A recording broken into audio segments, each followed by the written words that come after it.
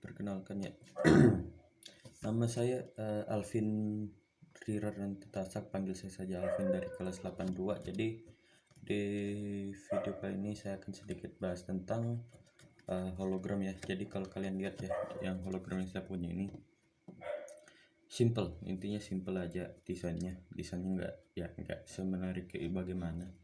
Dan bahan-bahan yang saya pakai juga terkesan simple dan bahkan gampang sekali dicari. Jadi bahan yang saya pakai itu ada dari yang pertama ini, yang inti jadi bahan utamanya itu ada ini ya, ada tempat sepatu ya, yang kayak kardus sepatu gitu. Terus saya sisanya yang pelapis yang hitam-hitam sama yang merah ini tuh saya pakai kertas karton aja. Terus bidang pemantulnya saya pakai kertas jilid ya, saya nggak pakai kaca soalnya ya malas kita. Sama di rumah saya sudah banyak kertas jilid ya, jadi ngapain harus pakai kaca juga kalau bisa pakai kertas jilid. Nah oke, jadi sebelum saya coba nyobain ya, sebenarnya nggak ada kalau jadi korban sih, tapi sebelum saya nyobain saya mau sedikit kasih ini dulu ya, kayak hasil analisa. Dan kan ini ya, kalau dilihat sendiri saya ini pakainya ada dari hasil analisa ya, ada yang pemantulan bunyi sama pemantulan cahaya dari bidang pantulnya. Mungkin nggak terlalu kelihatannya, tapi kalau kalian lihat jelas ini ada kertas jilidnya dikit. Nah jadi itu bakal saya jelasin dulu ya. Jadi sifat-sifat cahaya sama sifat-sifat bunyi bakal saya jelasin dulu.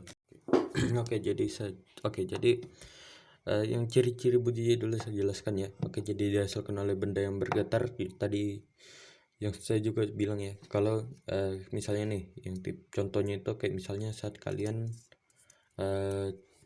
pegang leher kalian yang nggak sampai dicekik lah, pegang leher aja, terus saat kalian pegang kalian bicara gitu pasti kerasa lah getarannya. Jadi itu contoh simple dari ciri-ciri bunyi yang dihasilkan oleh benda yang bergetar. Terus yang misalnya nih yang termasuk gelombang mekanik, maksudnya apa tuh? Jadi yang maksudnya gelombang mekanik itu intinya membutuhkan medium untuk merambat ya. Jadi membutuhkan medium untuk merambat. Maksudnya kayak bagaimana tuh? Misalnya nih udara. Jadi bunyi itu merambat bisa melalui udara dan juga benda padat. Tapi biasanya bunyi lebih kentara kalau kita pakai yang ini, yang di benda padat.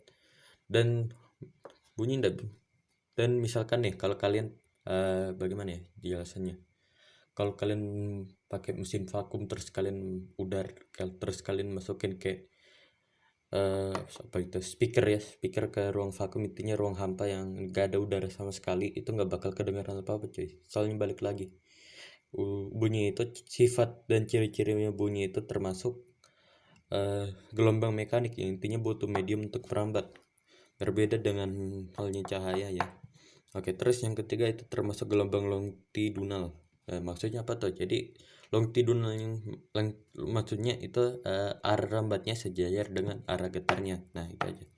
Terus kita lanjut nih di sifat ciri-ciri cahaya ya, yang tadi saya bilang. Jadi ciri-ciri cahaya itu seperti yang ciri-ciri cahaya dapat dipantulkan seperti yang saya jelaskan tadi saat saya perlihatkan. Jadi bidang pantul yang saya pakai itu kan kertas jilid. Nah itu akan jadi media buat pantulan cahayanya.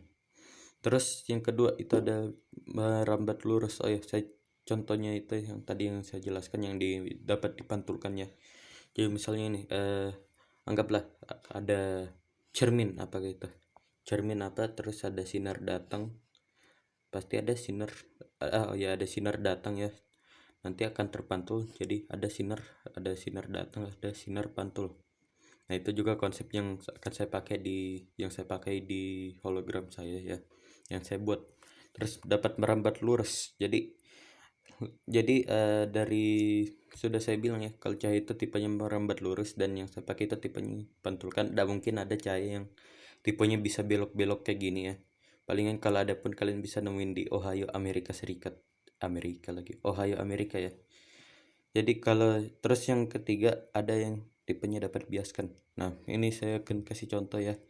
Jadi cari jelasinnya. Intinya misalnya nih, kalau kalian naruh sendok di gelas kita, terus kalian lihat di sampingnya, pastikan terebet kalau kalau sendoknya itu kayak, atau pensil apapun itu, kalian taruh di gelas yang ada airnya apa gitu ya, kalian bakal lihat kayak ada gelasnya, kayak sendok atau pensilnya itu kayak terpotong. Jadi itu ilusi sekaligus pembiasan cahaya yang terjadi. Oke, jadi itu ya. Terus kita kan bahas dulu ya kayak konsep pemantulan cahaya yang ada di ini. Kalau kalian lihat ya, yang ada di nih hologram. Nah, kalau kalian lihat ada kertas jilid di sini, bentar rebet. Nah, jadi konsep yang saya pakai itu pantulan cahaya Snellius. Jadi kalau kalian tahu yang tadi saya jelaskan, pantulan yang seperti ini, Snellius ya. Jadi cara saya pakai biarnya bagus. Jadi anggaplah kalau di sini tuh, anggap ini HP ya, ini HP, anggaplah ini HP apapun itu ya, ini anggaplah ini HP gitu. Jadi sinar cahaya dari HP-nya kan ini kan datang ya dari sini tuh, dari sini. Terus demi kan saya bilang kalau Snellius yang versinya kayak gini, bidang pantulnya akan saya miripkan sekitar 45 derajat ya, 45 derajat. Jadi saat HP-nya sinar datang dari HP-nya ini akan terpantul, jadi ada sinar pantul. Jadi sinar yang ininya itu, dan ya memang saya pastiin biar dapat 90 derajat, pastiin aja. Dan balik lagi, sebenarnya sih aslinya biar bagus saya memang saranin kalian pakai kaca kalau di sini. Nah, jadi ini sinar datang dari HP-nya, terus ini ada sinar pantul ya. Jadi itu konsep dari konsep sekaligus hasil analisa saya dari apa ini? Hologram. Terus tentang pemantulan, konsep pemantulan bunyi. Jadi kalau kalian lihat kan ini ya, merah-merah ini apa tuh bang? Jadi kalau kalian lihat di dalamnya ya, unboxing dikit kita. Nah, jadi ini lubang buat jadi tempat biar cahayanya itu bisa terpantul di sini, terus ya bakal keluar di sana ya. Kalian masukin HP di sini gitu. Jadi biar suaranya makin keras gitu. Ya.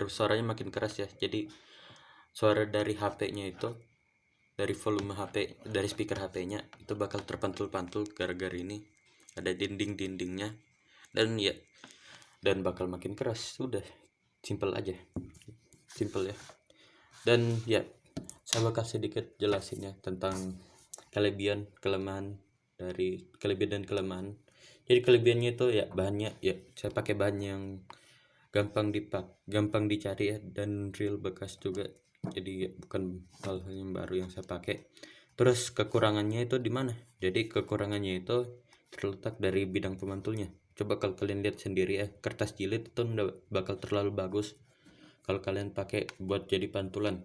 Nah, makanya yang tadi saya bilang, kalian tuh saya saranin kalian pakai kaca, atau kalian tahu gak yang ini, yang biasanya ada tempat-tempat kaset gitu yang bening gitu. Nah, saya sarankan pakai itu soalnya lebih tebal. Dan kalau kalian nanya ya kenapa saya ndak double-in aja gitu ininya, soalnya nanti bakal jelek. Soalnya saya sudah coba dan hasilnya memang jelek gitu. Dan ya makanya saya coba satu, saya rapetin, dan ternyata bisa kok. Nah, jadi itu kelebihan dan kelebihannya aja. Jadi sekian itu saja ya dari video sekaligus penyampaian saya tentang hologram saya hari ini. Dadah.